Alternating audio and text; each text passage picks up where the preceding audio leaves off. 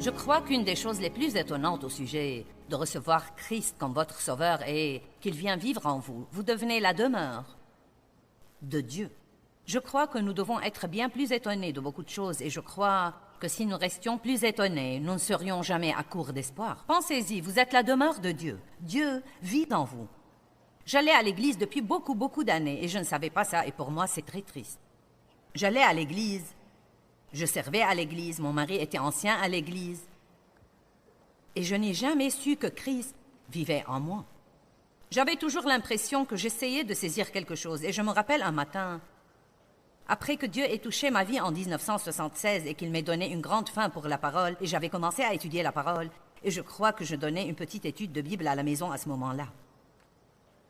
Un matin, je priais, je me peignais dans la salle de bain et j'ai dit « Dieu, j'ai toujours l'impression que j'essaye de te saisir et je ne peux pas tout à fait y arriver. » Et je me rappelle que le Seigneur m'a dit « Tu cherches à l'extérieur, tu dois chercher à l'intérieur. » Vous voyez, je n'ai pas vraiment compris ça, que Dieu était aussi proche de moi que mon souffle et qu'il voulait avoir une étroite communion avec moi et que je n'avais pas besoin d'aller le trouver, qu'il était toujours là et qu'il dit « Je ne te laisserai point et je ne t'abandonnerai point. » Quand vous recevez Christ, vous le recevez comme votre sauveur, votre ami, votre père, et tout ce dont vous avez besoin vient demeurer en vous en même temps. Et comme je l'ai déjà dit, nous vous avons parlé ce soir de donner votre vie à Christ, et je crois que c'est très important. Je crois que tant de gens pensent que le christianisme est « je crois en Jésus et je vais à l'église ». Je crois en Jésus et je vais à l'église, et j'essaye d'être bon. Tant et tant de gens essayent d'être bons. Ils croient qu'il s'agit d'essayer d'être bon. Et vous dites, Joyce, nous ne sommes pas censés essayer d'être bons. Le point essentiel, c'est que vous pouvez essayer jusqu'à ce que vous mouriez. Et vous ne pourrez toujours pas être bon à moins que la bonté elle-même ne vive en vous. Nous n'avons pas de bonté sans lui. Dieu seul est bon. Et avant qu'il ne vienne nous changer et nous transformer de l'intérieur, et qu'il ne nous donne une nouvelle volonté, même si nous nous débrouillons pour faire quelque chose d'un peu bon, ce serait ce que la Bible appelle une œuvre de la chair. Et ce ne serait toujours pas agréable à Dieu, car le seul moyen de lui être agréable est par Christ. Tout doit être par lui. Dieu est le centre de l'être du croyant. Il doit être notre centre. Il doit être le centre de tout ce que nous faisons. Laissez-moi vous dire quelque chose. Dieu ne veut pas que vous le mettiez dans une petite boîte et le sortir pour 45 minutes ou 1 heure le dimanche matin. Il veut être à la tête de toute la maison. Il veut être impliqué dans tous les aspects de votre vie. Il veut devenir un avec vous.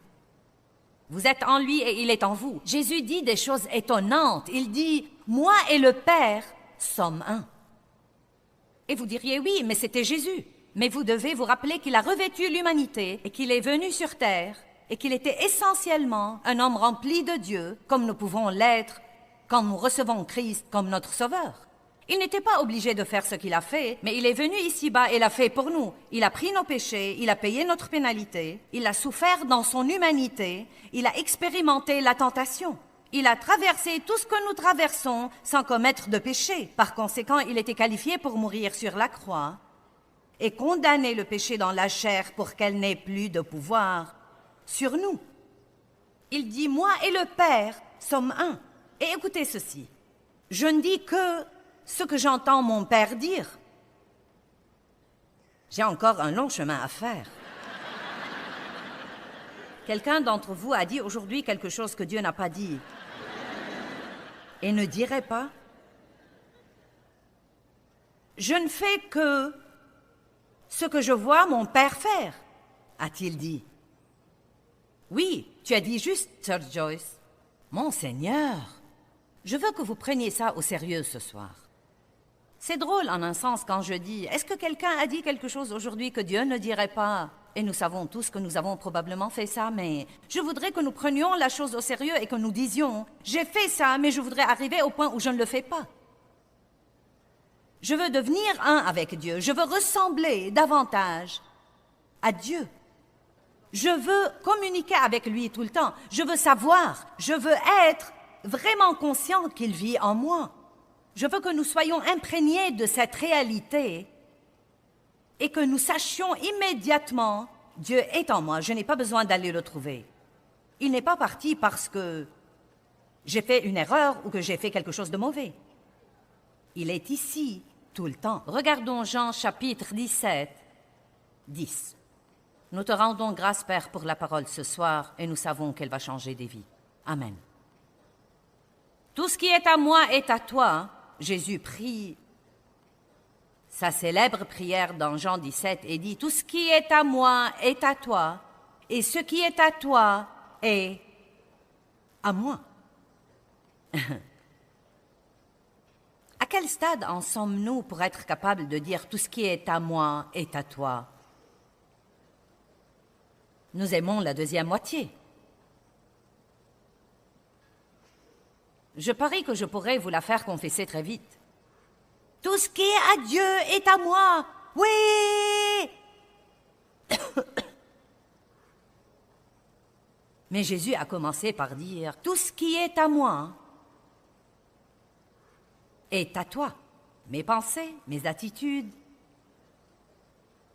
mes possessions, mon cœur, ma maison, mes divertissements. Tout ce qui est à moi est à toi. J'espère que vous êtes venus ce soir le cœur ouvert, prêt à grandir, car à dire vrai, ça ne sert à rien de faire ça. Hein? Si tout ce que nous allons faire, c'est d'applaudir et de voir la dame à la télé et de rentrer à la maison sans changer. Je serais en train de gaspiller mon temps et je ferais mieux de rentrer à la maison à ce stade de ma vie et de verser mes petits-enfants.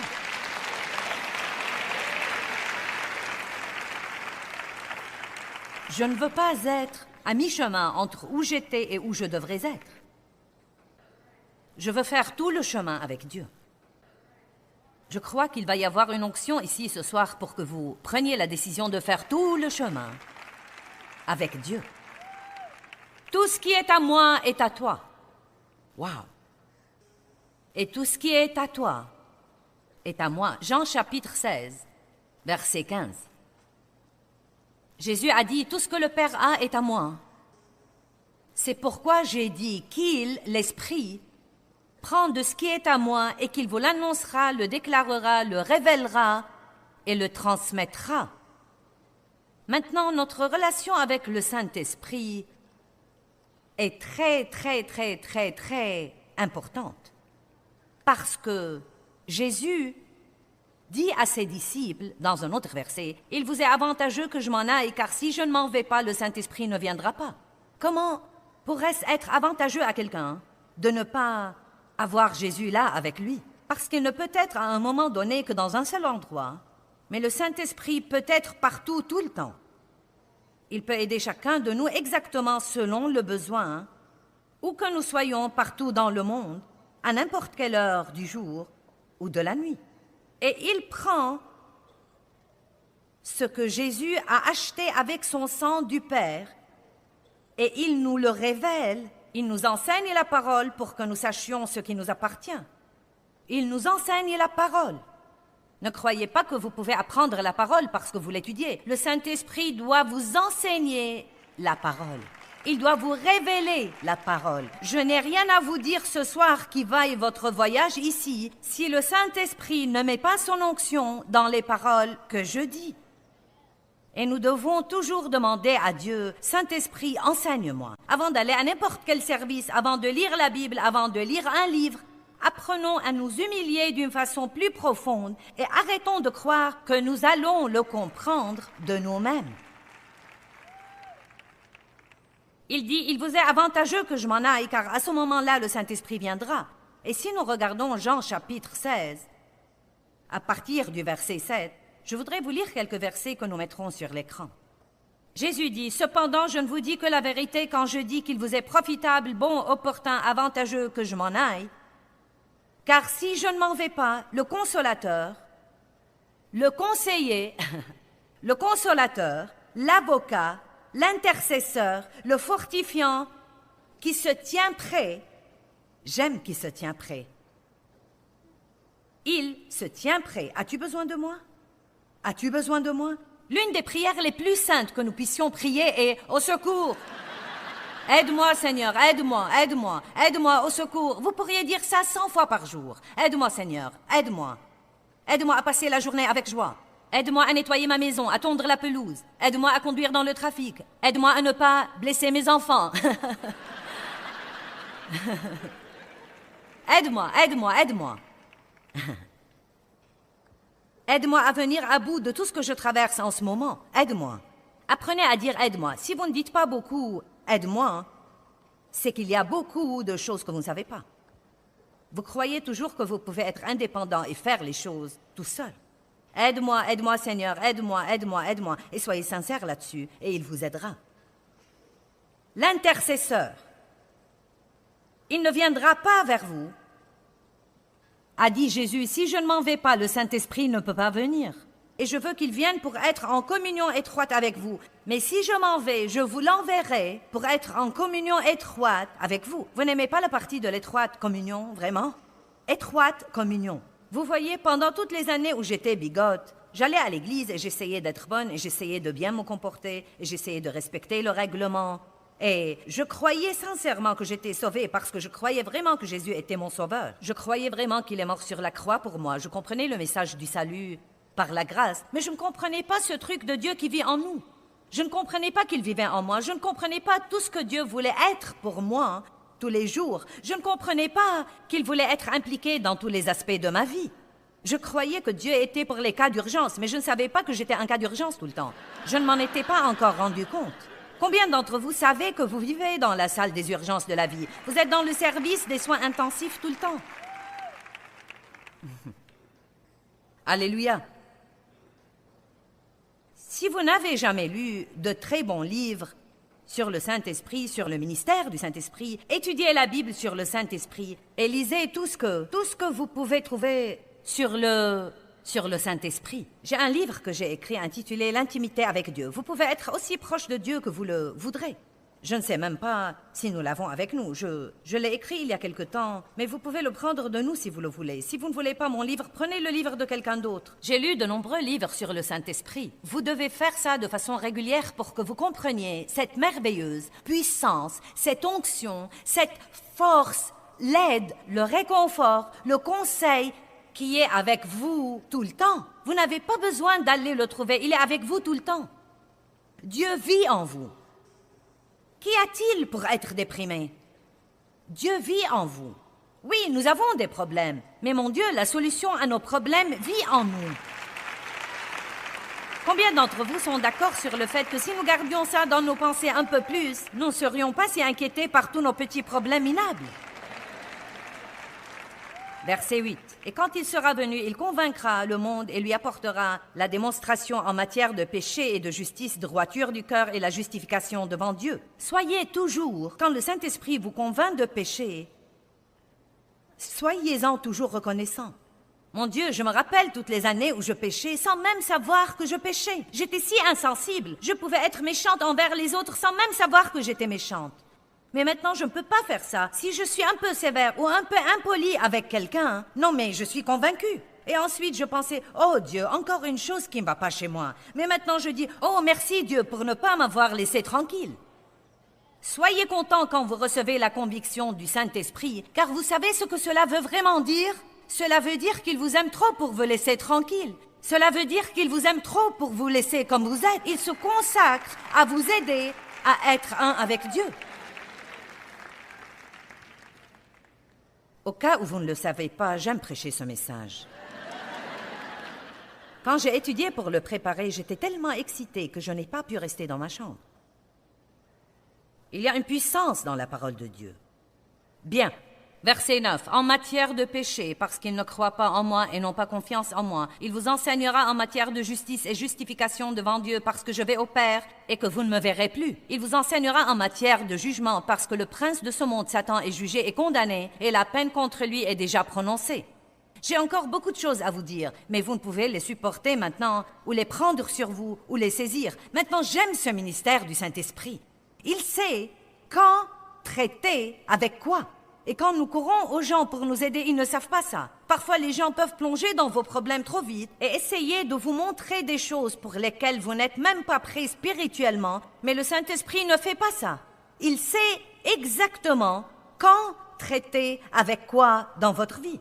D'autres pourraient dire « Je n'arrive pas à croire que tu as fait ça. Je n'arrive pas à le croire. » Et vous ne comprenez pas.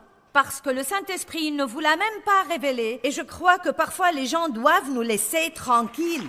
Ils ne doivent pas nous dire tout ce que nous devons faire pour leur faire plaisir, pour pouvoir être un bon petit membre d'Église.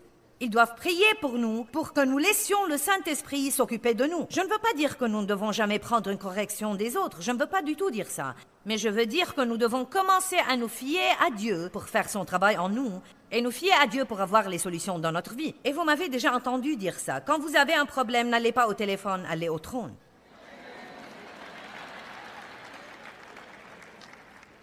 N'allez pas demander ce que vous devriez faire à une bande de gens qui ne savent même pas ce qu'ils font.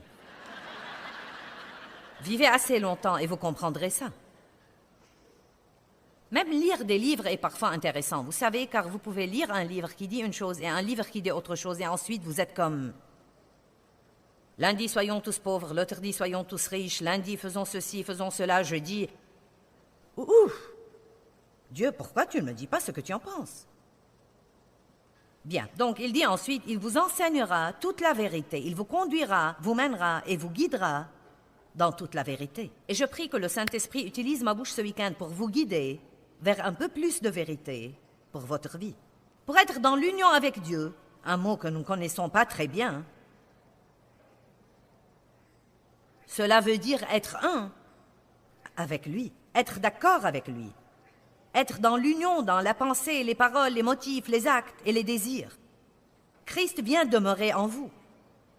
Le Saint-Esprit vit dans votre esprit et commence à vous mener et à vous diriger du centre de votre être quand vous êtes régénérés.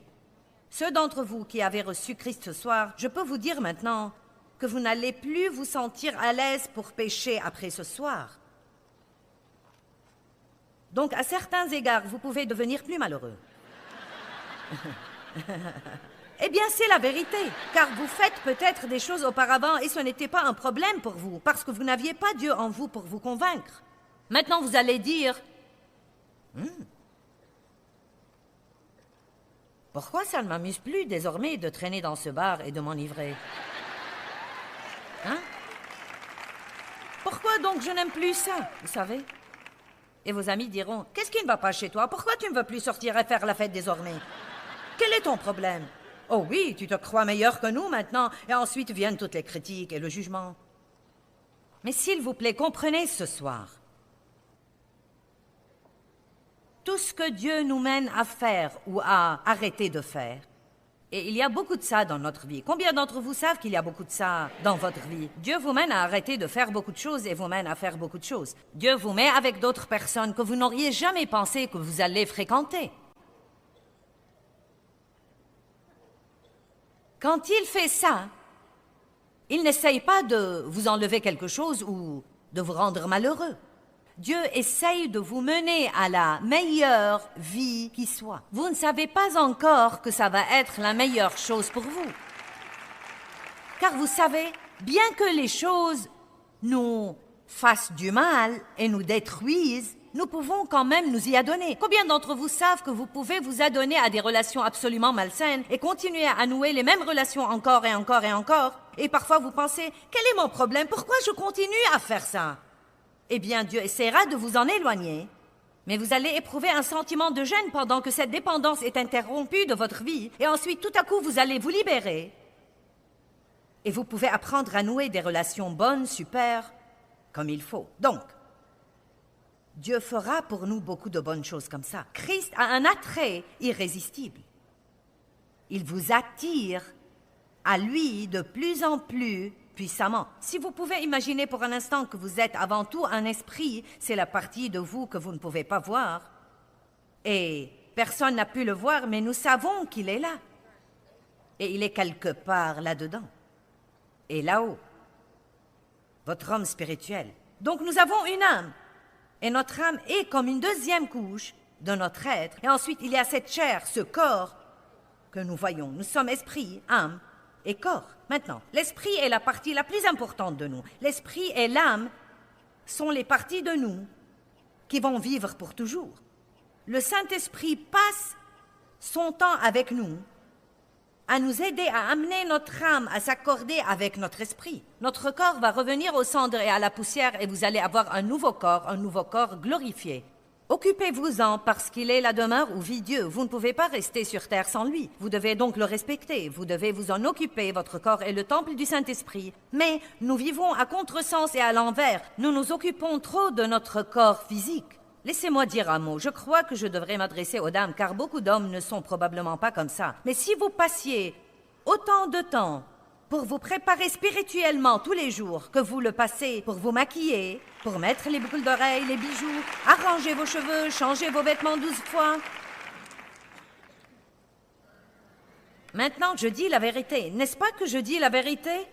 Si vous passiez, mettons qu'il vous faut 1 heure chaque matin pour vous préparer, pour laver vos cheveux, pour vous coiffer, vous maquiller, mettre toutes les lotions, les crèmes, vous savez, sortir les vêtements, faire que tout soit assorti. Non, ces chaussures ne marchent pas. Peut-être que vous n'êtes pas comme ça. Vous vous levez, vous enfilez quelque chose et partez, mais je ne suis pas comme ça. Et il me faut un certain temps pour avoir l'air comme ça. Faites-moi confiance. Un certain temps. Maintenant, si je passe 7 heures pour essayer d'être comme ça, mais que je ne passe aucun temps ou 5 minutes avec Dieu et que je lance une prière désespérée au ciel, ce ne serait pas difficile de comprendre pourquoi je me sentirais vide et malheureuse, et vous savez, insatisfaite et mécontente. Je serais peut-être mignonne, mais je ne serais pas heureuse. Allez. Vous devez comprendre que la partie spirituelle de vous est vraiment plus importante que les parties que vous voyez. Elle est beaucoup plus importante que les parties que vous voyez parce que ce corps va vivre 70, 80, 90 et peut-être 100 ans. Mais après, pouf, parti. Ils reviennent aux cendres et à la poussière. Maintenant, Dieu ressemble à un aimant énorme dans votre esprit. Et constamment, il attire le reste de vous pour venir à lui, le laisser d'être en tête, le laisser être votre guide. Maintenant, l'âme est d'habitude un problème énorme. Votre esprit vous parle de Dieu. C'est là où vous communiquez avec Dieu, là où vous recevez des révélations, là où est votre conscience. L'âme ne vous dit rien sur Dieu. Votre âme non crucifiée vous parle de vous. C'est vous, c'est votre personnalité. Elle vous dit ce que vous voulez, ce que vous pensez, ce que vous sentez. Vous ne communiquez pas avec Dieu par votre âme, vous communiquez avec vous. Vous vous rencontrez avec vous par votre âme et vous communiquez avec le monde par votre corps. Donc la partie âme de vous, vous pourriez dire, est la partie intermédiaire et elle est extrêmement importante parce que Dieu veut occuper l'âme. Il veut que l'âme s'harmonise et que l'âme devienne un avec l'esprit pour que les deux puissent travailler par votre corps et que le monde puisse voir Dieu par vous. Jésus dit, celui qui m'a vu a vu le Père. Celui qui m'a vu a vu le Père. Eh bien, ceci est arrivé parce qu'il n'avait aucun péché dans son âme. Votre âme vous dit ce que vous voulez, ce que vous pensez et ce que vous sentez. Ce message est intitulé « Je veux, je pense, je sens ». Je veux, je pense, je sens, parce que c'est ce qui se passe à l'intérieur de nous tout le temps. Je veux, je pense, je sens, je veux, je pense, je sens, je veux, je pense, je sens, je veux, je pense, je veux, je sens, je veux, je pense, je sens, je pense.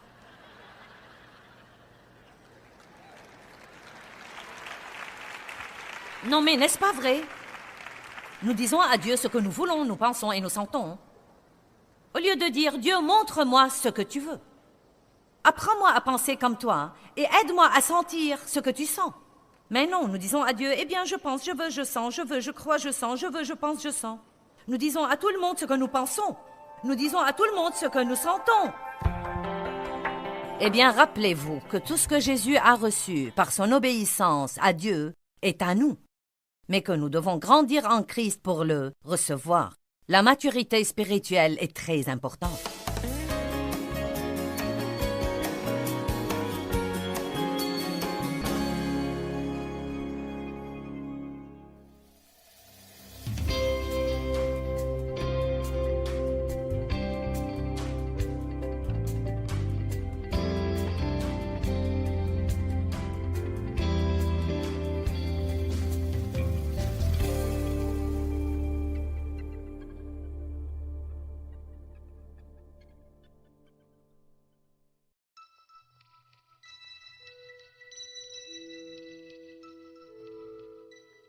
feriez bien de venir ce week-end et d'apprendre ceci, car si vous ne savez pas vous occuper de ces aspects de votre vie, vous allez toujours être un petit saint. Un petit saint duveteux. Je livre le tout, je livre le tout.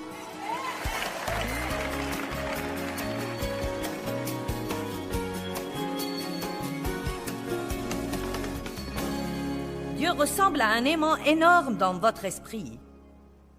Et constamment, il attire le reste de vous pour venir à lui, le laisser d'être en tête, le laisser être votre guide. Maintenant, l'âme est d'habitude un problème énorme. Votre esprit vous parle de Dieu. C'est là où vous communiquez avec Dieu, là où vous recevez des révélations, là où est votre conscience.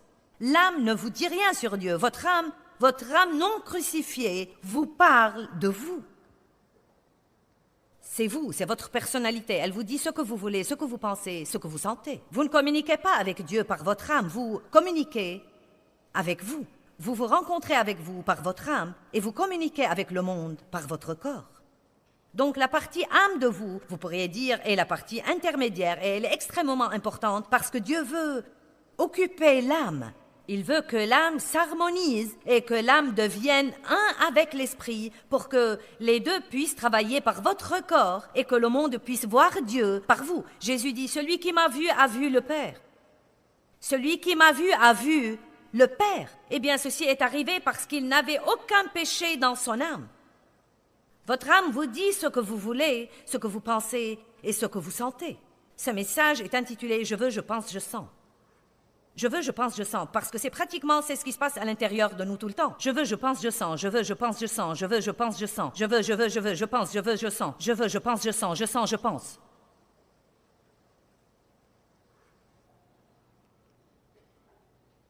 Non mais n'est-ce pas vrai?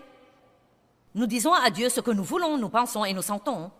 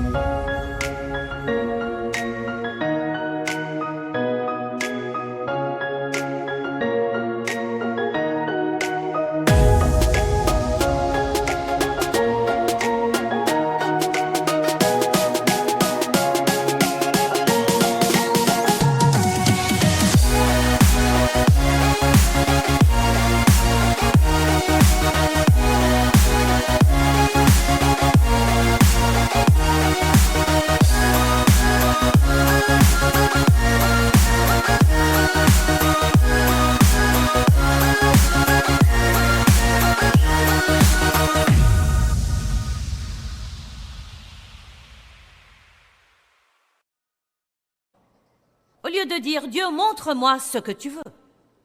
Apprends-moi à penser comme toi et aide-moi à sentir ce que tu sens.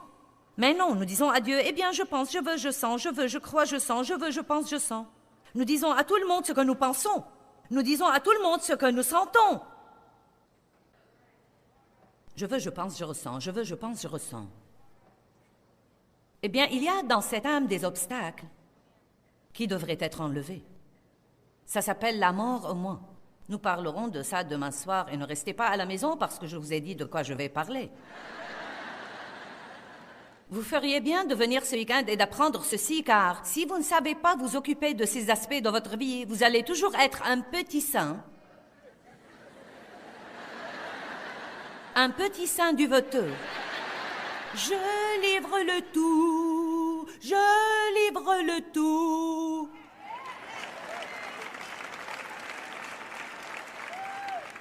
Flottant sur un nuage de gloire quelque part. Le Seigneur soit loué, merci Jésus. Oh, si seulement le diable me laissait tranquille. Si seulement le diable me laissait tranquille. Dieu, si tu ne m'exauces pas, je ne crois pas que je pourrais supporter désormais. Au lieu de connaître la force et la puissance du Saint-Esprit et de dire « Je peux faire tout ce que je dois faire par Christ qui me fortifie. Je vais vivre pour la gloire de Dieu. Peu importe ce que je veux, car je ne sais probablement pas ce que je veux de toute façon. Dieu seul sait ce que je veux vraiment. » Voilà comment vous devez commencer à prier. Je prie comme ça. C'est un peu dangereux, mais vous feriez aussi bien de le faire. Dieu, quand je te demande quelque chose, si ce n'est pas ce que tu veux pour moi, s'il te plaît, ne me le donne pas. Parce que la pire chose que nous puissions faire, c'est d'avoir des trucs qui ne sont pas la volonté de Dieu. Dieu est l'initiateur et le consommateur de notre foi. Mais il n'est pas obligé d'accomplir ce qu'il n'a pas initié. Et nous aimons commencer des trucs dans la chair et ensuite nous embrouiller et le reprocher au diable. Votre chair a assez d'ardeur pour commencer. Ouh! Gloire! J'ai une idée. C'est une idée géniale de Dieu, sœur.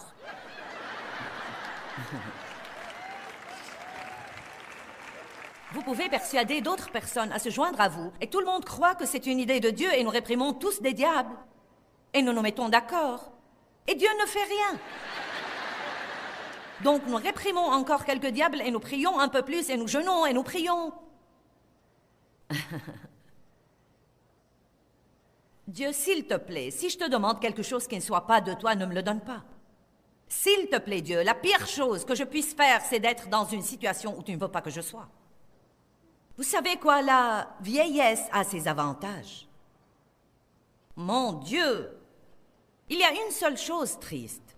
Vous comprenez la vie en regardant en arrière,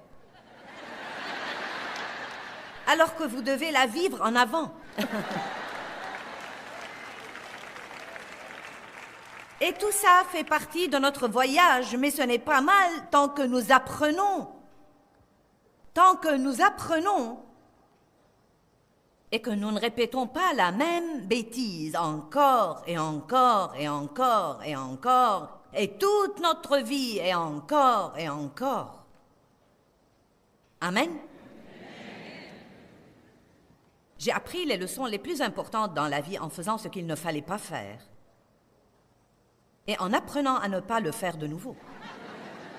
Donc nous devons nous occuper de cette âme qui nous dit tout sur ce que nous voulons, pensons et ressentons, et nous devons nous en occuper.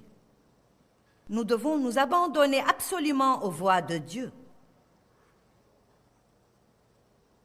Nous devons connaître les voies de Dieu. Il y a eu une époque où le christianisme était simplement appelé le chemin.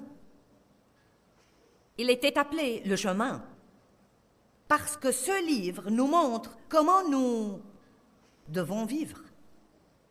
Dieu a des voies. Il dit « Mes voies sont au-dessus de vos voies. Mes pensées sont au-dessus de vos pensées. » Vous savez, les voies de Dieu apportent la joie dans nos vies. Pourquoi donc insister à faire à notre idée et vivre malheureux par la suite?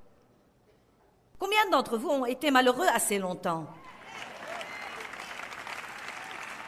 Le monde est plein de chrétiens malheureux. Les chrétiens ne devraient pas être malheureux.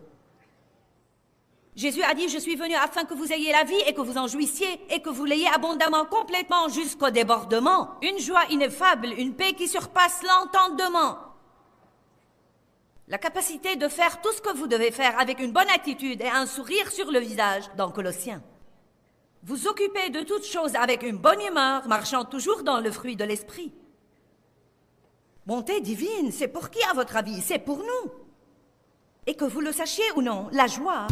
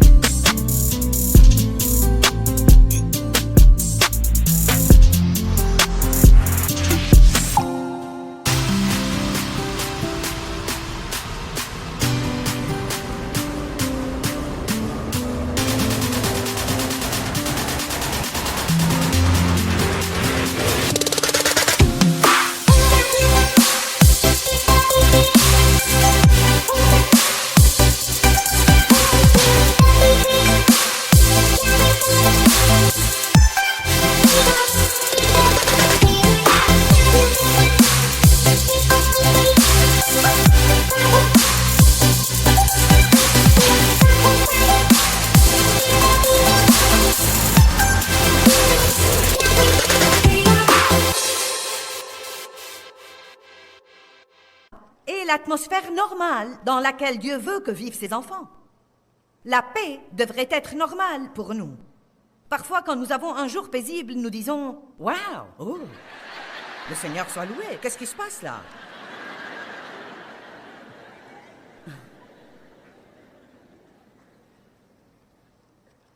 Donc, nous devons nous occuper de cette âme insensée. Je pense, je ressens. Je vais prendre un peu de temps ici pour vous parler de ces trois aspects. Car si vous ne les comprenez pas, pendant le week-end, je vais vous apprendre à vous en occuper. Vous n'allez jamais avoir la vie que Jésus est mort pour que vous ayez. Vous irez au ciel. Mais vous n'aurez pas la vie que Jésus est mort pour que vous ayez. 1 Corinthiens 13, 11. Parlons d'abord de la volonté. Laissez-moi vous présenter à votre âme. Je veux. La partie la plus forte de nous est notre volonté, têtue, rebelle. Nous pouvons être plus intelligents que nous ne le sommes. Nous donnons même des conseils à Dieu. Avez-vous jamais suggéré à Dieu comment il peut s'occuper de votre problème? Moi, je l'ai fait. Eh bien, Dieu, as-tu jamais pensé à faire ça?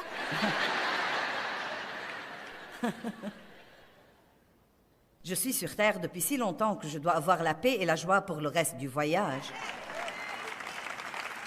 Et j'espère aider quelques jeunes à y arriver sans prendre tout ce temps. Cela donnera un sens à une partie de ma douleur. 1 Corinthiens 13, 11. Quand j'étais enfant, je parlais comme un enfant. Je pensais comme un enfant. Je raisonnais comme un enfant. Mais maintenant que je suis devenu homme, j'en ai fini avec ce qui était de l'enfant. Et je l'ai mis de côté. La Bible dit, si vous ne devenez comme les petits enfants, vous n'entrerez pas dans le royaume des cieux. Être un enfant est une chose, se comporter comme un enfant en est une autre. Dieu veut que nous venions à lui comme les petits enfants en ce qui concerne la confiance et en ce qui concerne la foi et être prêts à pardonner rapidement. Mais il veut aussi que nous grandissions. Donc, à certains égards, nous devons devenir comme les enfants. À d'autres égards, nous devons arrêter de nous comporter comme les enfants. Par exemple, un chrétien mûr devrait pouvoir ne pas faire à son idée et rester heureux quand même. C'est juste un exemple. Un chrétien mûr devrait être si prompt à pardonner quand il est offensé ou blessé qu'il n'en souffre pas du tout. Vous devez être vraiment prompt à pardonner. C'est comme si avant que quelqu'un n'ait fini de vous offenser, vous décidez déjà de lui pardonner. Allez! Eh bien, vous n'applaudissez pas pour ça aussi fort que vous le devriez. Galates 4, 1 et 2. Allez, savez-vous combien de personnes ici sont fâchées? Des tas de gens ici ce soir sont fâchés contre d'autres. Et vous vous croyez en droit d'être fâchés, mais je peux vous dire que vous ne l'êtes pas. Et je peux vous dire aussi que rien ne marchera comme il faut pour vous avant de surmonter ça et de pardonner. Aussi juste ou injuste que soit ce que vous croyez, vous ne pouvez pas être heureux et fâché. Galates 4, 1, 2. Or je dis que, aussi longtemps que celui qui hérite, l'héritier, c'est-à-dire nous sommes co-héritiers de Christ. Jésus dit, tout ce que le Père a est à moi et je vais vous le léguer. Tout ce que nous avons, Dave et moi, nos enfants, l'hériteront, à moins qu'ils ne contractent la maladie de stupidité d'ici là. Et s'ils le font, eh bien, toutes les choses que Dieu a, je veux que vous compreniez ça, c'est pour vous et non pas pour quelqu'un d'autre. Toutes les choses que le Père a, que Jésus a gagnées pour son sacrifice et sa résurrection, par sa mort, par l'effusion de son sang, par ses souffrances, tout ce qu'il a réellement reçu en raison de son obéissance extrême et radicale à Dieu, est à vous. Tout. La joie, la paix, la puissance, la victoire, la liberté, la satisfaction de vos besoins, la vie fructueuse, toute chose que le Père a est à vous comme héritier. Vous n'avez pas à le gagner, le mériter, l'acheter, travailler pour l'avoir. Tout comme vos enfants auront le fruit de votre travail, vous aurez le fruit du travail de Jésus. Mais écoutez ça. Or, aussi longtemps que l'héritier est enfant ou mineur, il ne diffère en rien d'un esclave, quoique cet héritier soit le maître de toutes les possessions. Mais il est sous des tuteurs et des administrateurs jusqu'au temps marqué par le Père.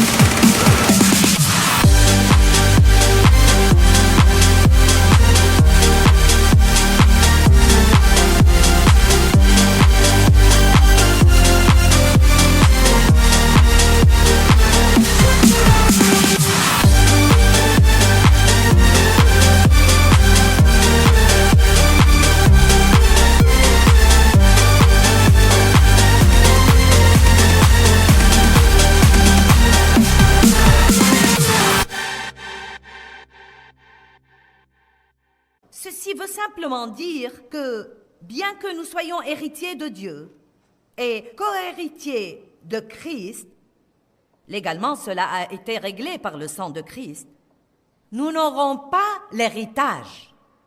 En réalité, nous ne l'expérimenterons pas si nous restons de petits bébés qui montrent qu'ils ne peuvent pas être responsables de tout genre de choses que Dieu veut leur donner. Nous sommes toujours des enfants. Dieu nous aime, mais il nous aime tellement qu'il ne va pas nous donner quelque chose qui va en fait causer notre ruine. On dit que nul n'a encore vu ce que Dieu pourrait faire par quelqu'un qui lui rendrait toute la gloire. C'est difficile pour Dieu de trouver quelqu'un qu'il pourrait utiliser puissamment et qui rendrait toujours toute la gloire à Dieu. Et ne commencerait pas à maltraiter les autres parce qu'il croit maintenant qu'il est gros bonnet. Tous les trucs stupides qui se passent dans nos vies. Vous pouvez posséder une société, mais ça ne vous donne pas le droit de maltraiter tous ceux qui travaillent pour vous. Cela veut dire, si vous êtes intelligent, que vous allez bien les payer, que vous allez les traiter comme vous voudriez être traités, que vous allez les apprécier, que vous allez vous occuper d'eux. Et si vous faites ça, Dieu vous bénira de plus en plus. Nous voulons tous beaucoup de trucs, mais nous ne sommes pas tous prêts pour les avoir, et Dieu merci, il ne nous les donne pas. Savez-vous que l'argent peut vous détruire? La bénédiction financière peut vous détruire si vous ne savez pas bien la gérer. Et les gens vont toujours dire, « Eh bien, Joyce, si j'avais $1 million, je te l'aurais donné. » Eh bien, as-tu donné les $5 que tu avais ce soir?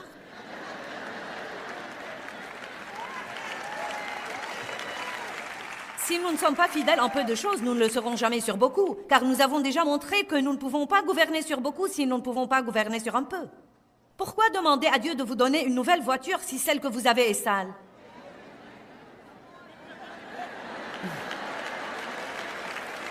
Pourquoi demander à Dieu de vous donner une nouvelle maison si vous ne vous occupez pas de celle que vous avez? Oh, eh bien, Joyce, passe à autre chose, veux-tu? Combien d'entre vous comprennent de quoi je parle? Donc, je vous implore de grandir, car j'ai cette passion en moi de vous voir grandir qui est là depuis ces 32 ans que je prêche. C'est l'appel sur ma vie. Maintenant, écoutez. Non, mais oui, je suis évangéliste. J'aime que les gens soient sauvés. Des centaines de milliers de personnes sont sauvées par notre ministère. Mais mon appel, l'appel de Dieu sur ma vie est surtout pour les croyants, pour les aider à mûrir et à grandir en Dieu, afin qu'ils aient ce que Jésus est mort pour qu'ils aient et mettre ainsi un sourire sur le visage de Dieu.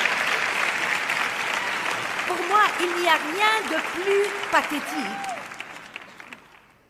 qu'un croyant vaincu, malheureux, misérable, faible, fragile, pitoyable. Je t'aime, Jésus, j'espère pouvoir survivre dans ce monde fatigant jusqu'à ce que j'arrive à ma demeure au ciel. Oh, oh, oh. Non, quand vous posez vos pieds sur le plancher le matin, l'enfer doit trembler.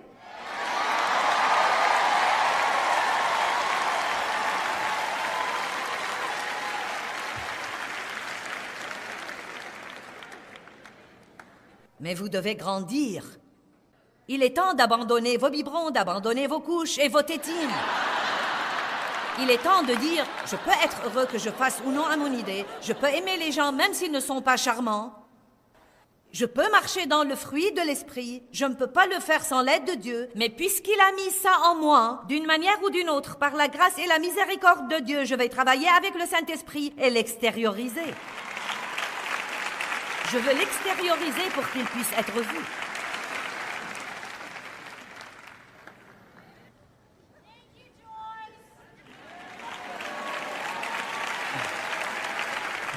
Nous devons grandir au-delà de « je veux, je pense, je ressens ». Tous les jours, la première chose que vous devriez faire, c'est dire « Dieu, je ne suis fâché contre personne et je n'ai aucun non-pardon ». Allez maintenant, avant même d'aller plus loin, car la Bible dit très clairement « Quand tu viens Prier, si tu as quelque chose contre quelqu'un, laisse-le tomber, oublie-le, laisse-le passer.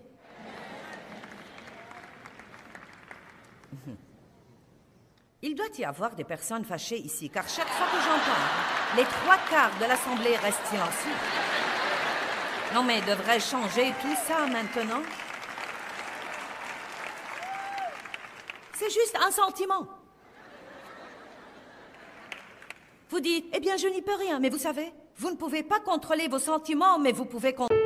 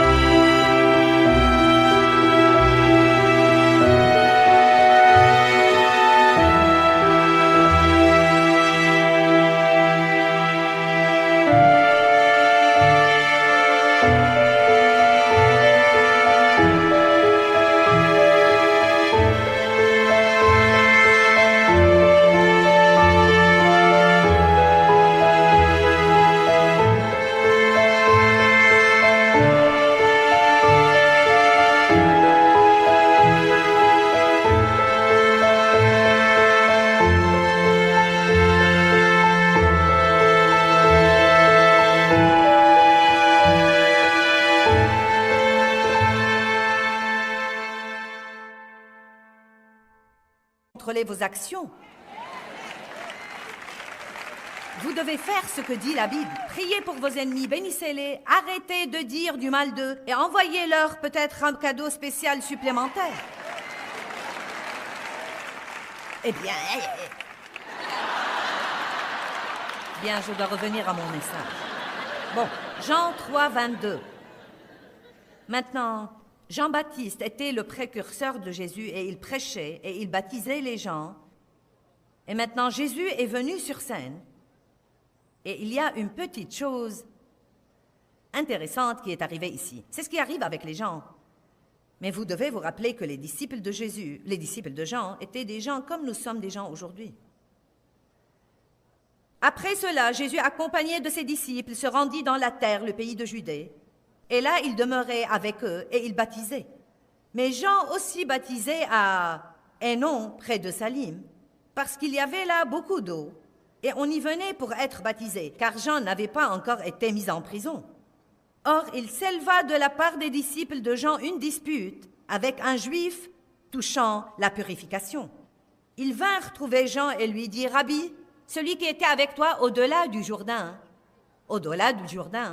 et à qui tu as rendu toi-même témoignage. Voici, il baptise aussi, et tous vont à lui. » Point d'exclamation. Maintenant, cela veut dire que les disciples de Jean étaient jaloux, car maintenant Jésus et ses disciples baptisaient et ils avaient l'air de perdre leur foule. Ça vous rappelle certaines églises dont vous avez entendu parler?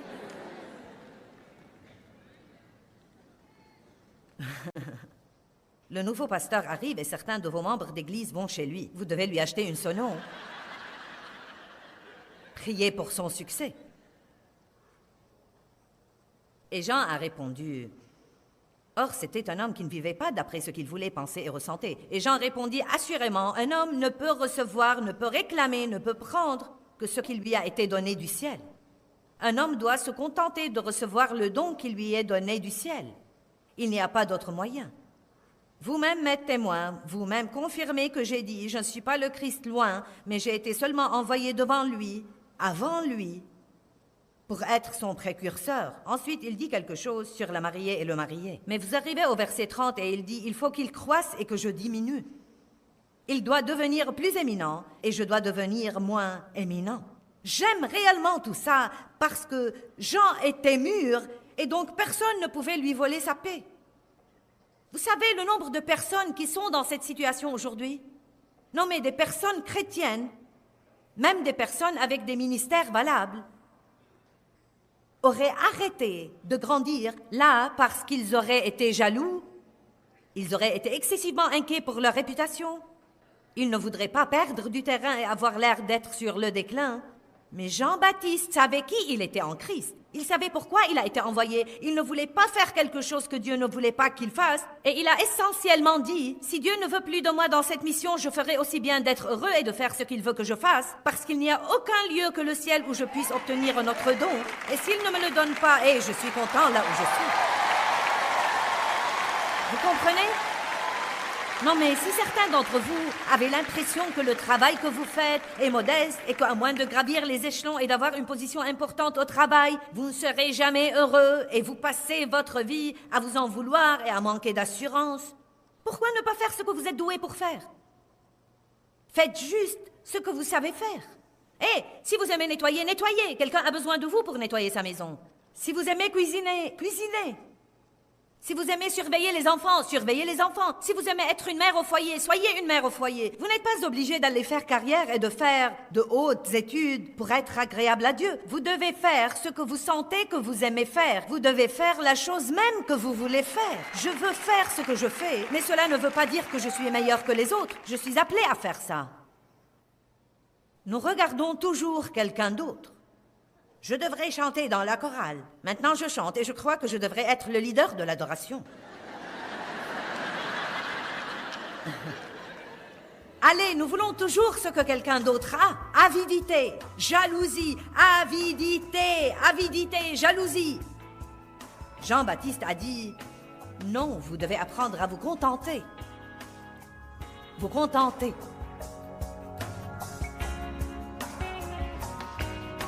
Eh bien, rappelez-vous que tout ce que Jésus a reçu par son obéissance à Dieu est à nous, mais que nous devons grandir en Christ pour le recevoir. La maturité spirituelle est très importante.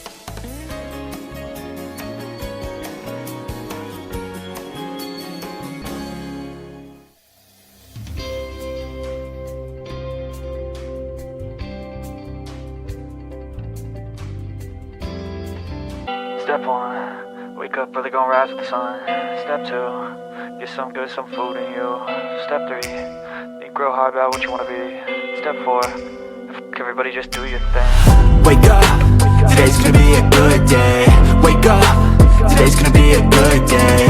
Wake up, today's gonna be a good day.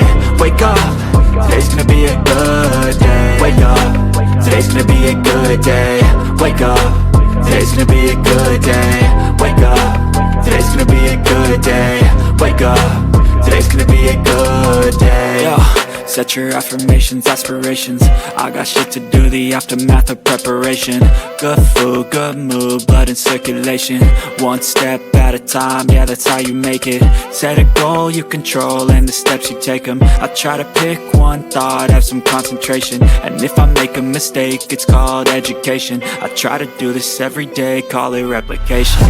Wake up, today's gonna be a good day. Wake up, today's gonna be a good day. Wake up, today's gonna be a good day. Wake up, today's gonna be a good day. Wake up, today's gonna be a good day. Wake up, today's gonna be a good day. Wake up, today's gonna be a good day. Wake up, today's gonna be a good day. So life ain't easy, yo, I think there's a reason, though. Ups and downs, just like every different season, yo. Sometimes I'm high, other times I'm barely breathing, though. I always gotta fight and hide from the demons, yo. Negative thoughts are poison, they rot. Head full of flies, so here come the clouds. They'll never stop unless I can swap all the bad for the good in my head when I'm lost. Yeah, so I'ma fake it till I make it. Positive thoughts are overtaken, I got patience. One day at a time is how you operate a cadence. A flow, you grow, you show yourself a foundation. Stay away from all the shit that causes temptation. I know that I like to do it cause it's sensation. I live my life in my head like a narration.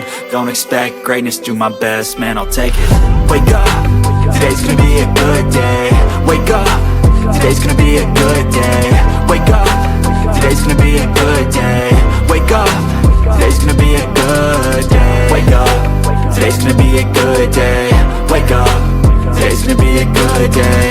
Wake up, today's gonna be a good day. Wake up, today's gonna be a good day.